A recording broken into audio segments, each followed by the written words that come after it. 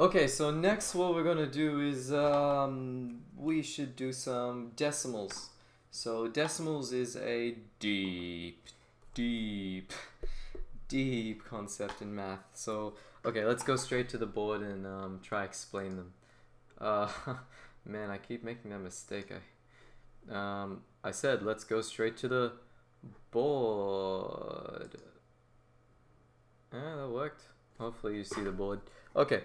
Um, Yep, we're on the board. So, now what we've done before was we thought of numbers as so just discrete things, right? So maybe 0, 1, 2, 3, 4, 5, and so on and so on and so on, and they go forever. Yeah. So now you can think of numbers actually as a continuous line. Instead of just this is like 4, this is 5, 6, but there are actually numbers between 5 and 6 here, for example. So here, for example, the midpoint here, that would be 5, and we say a half, so that'd be like 5.5, and then maybe a 1/10 later, that would be like 5.6. And now you can even let's zoom in here, right? So let's make a little.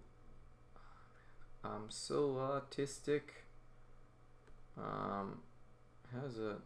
And that's a big. It's a big square now. It's a big square. Big square. So that's the. Imagine we zoomed in from there, and okay. So now it kind of looks like we have two lines like that and that. So here that was that one was 5.5, sorry, 5.5, and that one was 5.6, right? But you even have numbers in between those numbers, right? So for example, this number here, it could be 5.55, and then you have numbers in between those numbers, and that number here could be like 5.555. Yeah, and then you don't have to, it doesn't have to always be 5. It can just be at the start of that one, so it could be a 1 instead.